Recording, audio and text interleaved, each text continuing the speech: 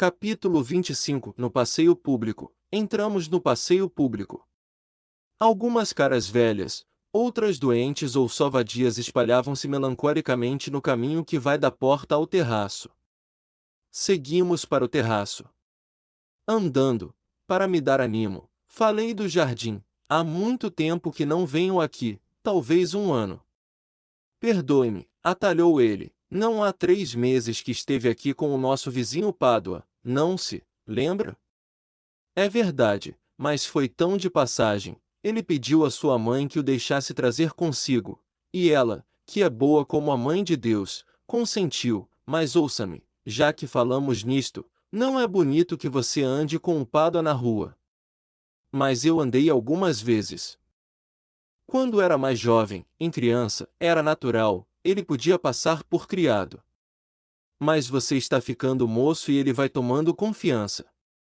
Dê glória, afinal, não pode gostar disso. A gente Pádua não é de todo má. Capitu, apesar daqueles olhos que o diabo lhe deu. Você já reparou nos olhos dela? São assim de cigana oblíqua e dissimulada. Pois, apesar deles, poderia passar, se não fosse a vaidade e a adulação. Oh! A adulação! De Fortunata merece estima, e ele não nego que seja honesto, tem um bom emprego, possui a casa em que mora, mas honestidade e estima não bastam, e as outras qualidades perdem muito de valor com as más companhias em que ele anda. Pádua tem uma tendência para gente reles. Em lhe cheirando a homem chulo é com ele. Não digo isto por ódio, nem porque ele fale mal de mim e se ria, como se riu, há dias, dos meus sapatos acalcanhados. Perdão, interrompi suspendendo o passo. Nunca ouvi que falasse mal do senhor, pelo contrário, um dia. Não há muito tempo, disse ele a um sujeito, em minha presença, que o senhor era um homem de capacidade e sabia falar como um deputado nas câmaras. José Dias sorriu deliciosamente, mas fez um esforço grande e fechou outra vez o rosto. Depois replicou: não lhe agradeço nada. Outros, de melhor sangue, me têm feito o favor de juízos altos. E nada disso impede que ele seja o que lhe digo. Tínhamos outra vez andado, subimos ao terraço, e olhamos para o mar. Vejo que o senhor não quer senão o meu benefício, disse eu depois de alguns instantes. Pois que outra coisa, Bentinho? Neste caso, peço-lhe um favor. Um favor? Mande, ordene, que é? Mamãe, durante algum tempo não pude dizer o resto, que era pouco, e vinha de cor. José Dias tornou a perguntar o que era, sacudia-me com brandura, levantava-me o queixo e espetava os olhos em mim, ansioso também, como a prima Justina na véspera. Mamãe que? Que é que tem mamãe? Mamãe quer que eu seja padre, mas eu não posso ser padre. Disse finalmente. José Tobias endireitou-se pasmado. Não posso, continuei eu, não menos pasmado que ele, não tenho jeito, não gosto da vida de padre. Estou por tudo o que ela quiser, mamãe sabe que eu faço tudo o que ela manda, estou pronto a ser o que for do seu agrado, até cocheiro de ônibus. Padre, não posso ser padre. A carreira é bonita, mas não é para mim. Todo esse discurso não me saiu assim, de vez, enfiado naturalmente, peremptório, como pode parecer do texto, mas aos pedaços, mastigado, em voz um pouco surda e tímida. Não obstante, José Dias ouvirá o espantado. Não contava certamente com a resistência, por mais acanhada que fosse, mas o que ainda mais o assombrou foi esta conclusão. Conto com o senhor para salvar-me. Os olhos do agregado escancararam-se, as sobrancelhas arquearam-se, e o prazer que eu contava, dar-lhe com a escolha da proteção não se mostrou em nenhum dos músculos. Toda a cara dele era pouca para a estupefação. Realmente, a matéria do discurso revelara em mim uma alma nova, eu próprio não me conhecia. Mas a palavra final é que trouxe um vigor único. José Dias ficou aturdido. Quando os olhos tornaram as dimensões ordinárias, mas que posso eu fazer? Perguntou. Pode muito. O senhor sabe que, em nossa casa, todos o apreciam. Mamãe pede muita vez os seus conselhos, não é? Tio Cosme diz que o senhor é pessoa de talento, são bondades, retorquiu lisonjeado. São favores de pessoas dignas, que merecem tudo. Aí está. Nunca ninguém me há de ouvir dizer nada de pessoas tais. Por quê? Porque são ilustres e virtuosas. Sua mãe é uma santa, seu tio é um cavalheiro perfeitíssimo. Tenho conhecido famílias distintas, nenhuma poderá vencer a sua inobreza de sentimentos. O talento que seu tio acha em mim confesso que o tenho, mas é só um: é o talento de saber o que é bom e digno de admiração e de apreço. Há de ser também o de proteger os amigos. Como eu. Em que lhe posso valer, anjo do céu? Não hei de dissuadir sua mãe de um projeto que é, além de promessa, a ambição e o sonho de longos anos. Quando pudesse, é tarde. Ainda ontem fez-me o favor de dizer: José Dias, preciso meter Bentinho no seminário. Timidez não é tão ruim moeda, como parece. Se eu fosse destemido, é provável que, com a indignação que experimentei, rompesse a chamar-lhe mentiroso, mas então seria preciso confessar-lhe que estivera à escuta, atrás da porta, e uma ação valia a outra. Contentei-me de responder que não era tarde. Não é tarde, ainda é tempo, se o senhor quiser. Se eu quiser? Mas que outra coisa quero eu? Se não servi-lo. Que desejo, senão que seja feliz, como merece? Pois ainda é tempo. Olhe, não é por vadiação. Estou pronto, para tudo. Se ela quiser que eu estude leis, vou para São Paulo.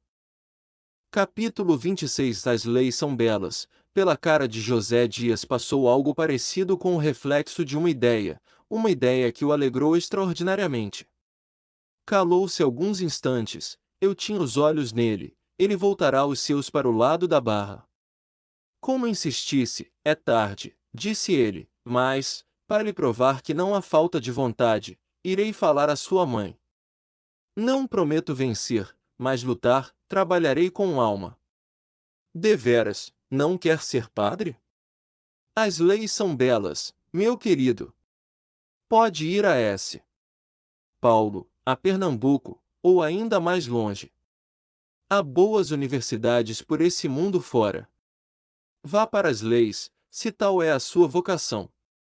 Vou falar a Deglória, mas não conte só comigo, fale também a seu tio. Hei de falar. Pegue-se também com Deus e a Virgem Santíssima, concluiu apontando para o céu. O céu estava meio enfarruscado. No ar, perto da praia, grandes pássaros negros faziam giros, avançando ou pairando, e desciam a roçar os pés, na água, e tornavam a erguer-se para descer novamente. Mas nem as sombras do céu, nem as danças fantásticas dos pássaros me desviavam o espírito do meu interlocutor. Depois de lhe responder que sim, emendei-me: Deus fará o que o senhor quiser. Não blasfeme. Deus é dono de tudo, ele é, só por si, a terra e o céu, o passado, o presente e o futuro. Peça-lhe a sua felicidade, que eu não faço outra coisa. Uma vez que você não pode ser padre, e prefere as leis. As leis são belas, sem desfazer na teologia, que é melhor que tudo. Como a vida eclesiástica é a mais santa, por que não há de ir estudar leis fora daqui? Melhor é ir logo para alguma universidade, e ao mesmo tempo que estuda, viaja. Podemos ir juntos, veremos as terras estrangeiras, ouviremos inglês, francês, italiano, espanhol, russo e até sueco. Deglória provavelmente não poderá acompanhá-lo, ainda que possa e vá, não quererá guiar os negócios, papéis, matrículas, e cuidar de hospedarias, e andar com você de um lado para outro. Oh! As leis são belíssimas! Está dito, pede à mamãe que me não meta no seminário? Pedir, peço, mas pedir não é alcançar. Anjo do meu coração, se vontade de servir é poder de mandar, estamos aqui, estamos a bordo. Ah! Você não imagina o que é a Europa, ó! A Europa levantou a perna e fez uma pirueta. Uma das suas ambições era tornar a Europa, falava dela muitas vezes, sem acabar de tentar minha mãe nem tio Cosme, por mais que louvasse os ares e as belezas. Não contava com esta possibilidade de ir comigo, e lá ficar durante a eternidade dos meus estudos. Estamos a bordo, Bentinho, estamos a bordo. Capítulo 27. Ao portão, no portão do passeio, um mendigo estendeu-nos a mão. José Dias passou adiante, mas eu pensei em Capitu e no seminário, tirei 2 vinténs do bolso e dei-os ao mendigo. Este beijou a moeda, eu pedi-lhe que rogasse a Deus por mim, a fim de que eu pudesse satisfazer todos os meus desejos. Sim, meu devoto. Chamo-me Bento, acrescentei para esclarecê-lo. Capítulo 28. Na rua, José Dias ia tão contente que trocou o homem dos momentos graves, como era a rua, pelo homem dobradiço e inquieto. Mexia-se todo, falava de tudo, fazia-me parar a cada passo diante de um mostrador ou de um cartaz de teatro. Contava-me o enredo de algumas peças, recitava monólogos em verso. Fez os recados todos, pagou contas, recebeu aluguéis de casa, para si comprou 1/20 de loteria.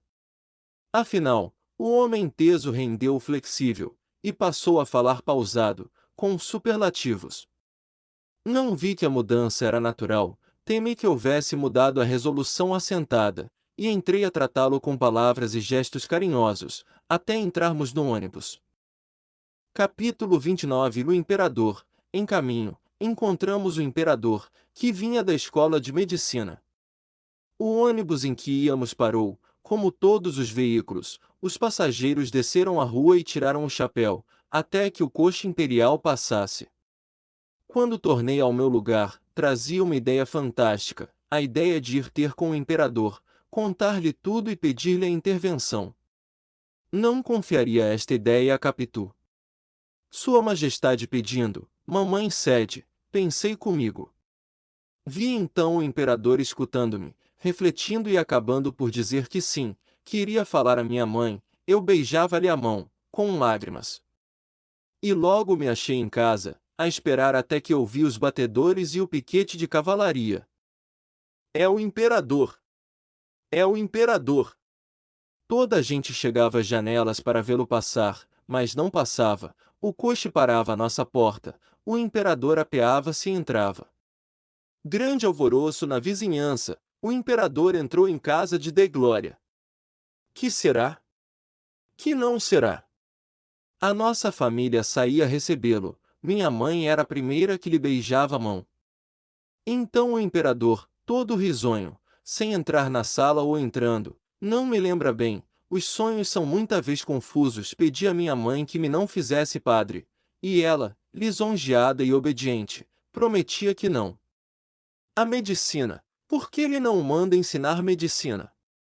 Uma vez que é do agrado de Vossa Majestade. Mande ensinar-lhe medicina, é uma bonita carreira, e nós temos aqui bons professores. Nunca foi a nossa escola? É uma bela escola. Já temos médicos de primeira ordem, que podem ombrear com os melhores de outras terras. A medicina é uma grande ciência, basta só isto de dar a saúde aos outros, conhecer as moléstias, combatê-las, vencer um-las. A senhora mesma há de ter visto milagre: seu marido morreu, mas a doença era fatal, e ele não tinha cuidado em si. É uma bonita carreira, mande-o para nossa escola. Faça isso por mim, sim? Você quer, Bentinho? Mamãe querendo. Quero, meu filho. Sua Majestade manda. Então o imperador dava outra vez a mão a beijar, e saía, acompanhado de todos nós, a rua cheia de gente, as janelas atopetadas, um silêncio de assombro. O imperador entrava no coche. Inclinava-se e fazia um gesto de adeus, dizendo ainda: a medicina, a nossa escola. E o coche partia entre invejas e agradecimentos. Tudo isso vi e ouvi. Não, a imaginação de Ariosto não é mais fértil que a das crianças e dos namorados, nem a visão do impossível precisa mais que de um recanto de ônibus. Consolei-me por instantes, digamos minutos, até destruir-se o plano e voltar-me para as caras sem sonhos dos meus companheiros. Capítulo 30. O Santíssimo, terás entendido que aquela lembrança do imperador acerca da medicina não era mais que a sugestão da minha pouca vontade de sair do Rio de Janeiro. Os sonhos do acordado são como os outros sonhos, tecem-se pelo desenho das nossas inclinações e das nossas recordações. Vá que fosse para S. Paulo, mas a Europa era muito longe, muito mar e muito tempo. Viva a medicina! Iria contar estas esperanças a Capitu. Parece que vai sair o Santíssimo, disse alguém no ônibus. Ouço um sino. Creio que é em Santo Antônio dos Pobres. Pare, senhor recebedor. O recebedor das passagens puxou a correia que ia ter ao braço do cocheiro, o ônibus parou. E o homem desceu. José Dias deu 2 voltas rápidas à cabeça, pegou-me no braço e fez-me descer consigo. Iríamos também acompanhar o Santíssimo. Efetivamente, o sino chamava os fiéis àquele serviço da última hora. Já havia algumas pessoas na sacristia. Era a primeira vez que me achava em momento tão grave. Obedeci, a princípio constrangido, mas logo depois satisfeito, menos pela caridade do serviço que por me dar um ofício de homem. Quando o sacristão começou a distribuir as roupas, entrou um sujeito esbaforido, era o meu vizinho Pádua, que também ia acompanhar o Santíssimo. Deu conosco, veio cumprimentar-nos. José Dias fez um gesto de aborrecido, e apenas lhe respondeu com uma palavra seca, olhando para o padre que lavava as mãos. Depois, como Pádua falasse ao sacristão, baixinho, aproximou-se deles, eu fiz a mesma coisa. Pádua solicitava do sacristão uma das varas do palio. José Dias pediu uma para si. Há só uma disponível, disse o sacristão. Pois essa, disse José Dias. Mas eu tinha pedido primeiro, aventurou Pádua. Pediu primeiro, mas entrou tarde, retorquiu José Dias, eu já cá estava. Leve uma tocha. Pádua, apesar do medo que tinha ao outro, teimava em querer a vara, tudo isto em voz baixa e surda. O sacristão achou meio de conciliar a rivalidade, tomando a se obter de um dos outros seguradores do palio que cedesse a vara ao Pádua, conhecido na paróquia como José Dias. Assim fez, mas José Dias transtornou ainda esta combinação. Não, uma vez que tínhamos outra vara disponível, pedia-a para mim, jovem seminarista, a quem esta distinção cabia mais diretamente. Pádua ficou pálido, como as tochas. Era pôr à prova o coração de um pai. O sacristão, que me conhecia de me ver ali com minha mãe, aos domingos, perguntou de curioso se eu era deveras seminarista. Ainda não, mas vai sê-lo, respondeu José Dias piscando o olho esquerdo para mim, que, apesar do aviso, fiquei zangado. Bem, cedo ao nosso Bentinho, suspirou o pai de Capitu. Pela minha parte, quis ceder-lhe a vara, lembrou-me que ele costumava acompanhar o Santíssimo Sacramento aos moribundos levando uma tocha, mas que a última vez conseguirá uma vara do palio. A distinção especial do palio vinha de cobrir o vigário e o sacramento, para a tocha qualquer pessoa servia.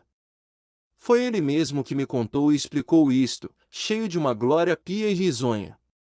Assim fica entendido o alvoroço com que entrará na igreja, era a segunda vez do palio, tanto que cuidou logo de ir pedi-lo. E nada.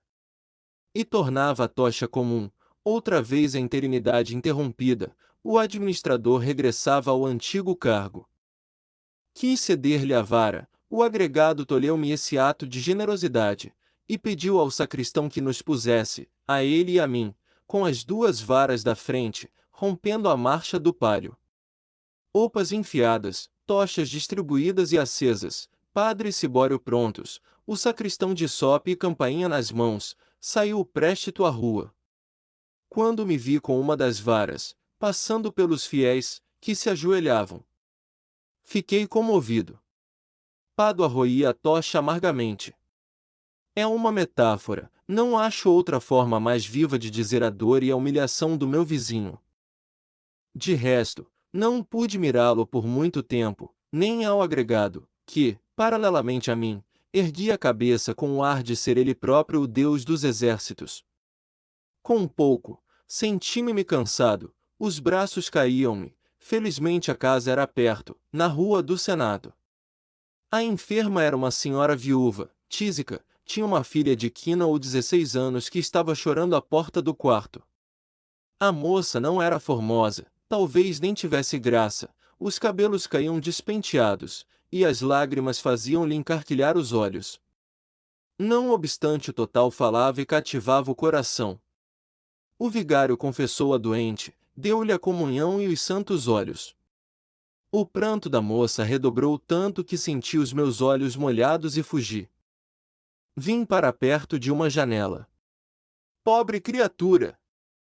A dor era comunicativa em si mesma, complicado da lembrança de minha mãe. Doeu-me mais, e, quando enfim pensei em Capitu, senti um ímpeto de soluçar também, enfiei pelo corredor, e ouvi alguém dizer-me, não chore assim.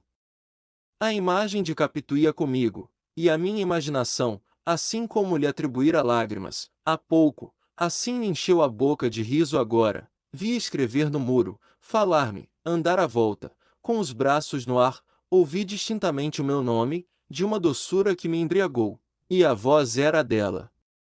As tochas acesas, tão lúgubres na ocasião, tinham miares de um lustre nupcial. Que era lustre nupcial não sei. Era alguma coisa contrária à morte, e não vejo outra mais que bodas. Esta nova sensação me dominou tanto que José Dias veio a mim, e me disse ao ouvido, em voz baixa, não ri assim. Fiquei sério depressa. Era o momento da saída. Peguei da minha vara, e, como já conhecia a distância, e agora voltávamos para a igreja, o que fazia a distância menor, o peso da vara era muito pequeno. Demais, o sol cá fora, a animação da rua, os rapazes da minha idade que me fitavam cheios de inveja, as devotas que chegavam às janelas ou entravam nos corredores e se ajoelhavam à nossa passagem, tudo me enchia a alma de lepidez nova. Pádua, ao contrário, ia mais humilhado. Apesar de substituído por mim, não acabava de se consolar da tocha, da miserável tocha. E contudo havia outros que também traziam tocha, e apenas mostravam a compostura do ato, não iam garridos, mas também não iam tristes. Via-se que caminhavam com honra.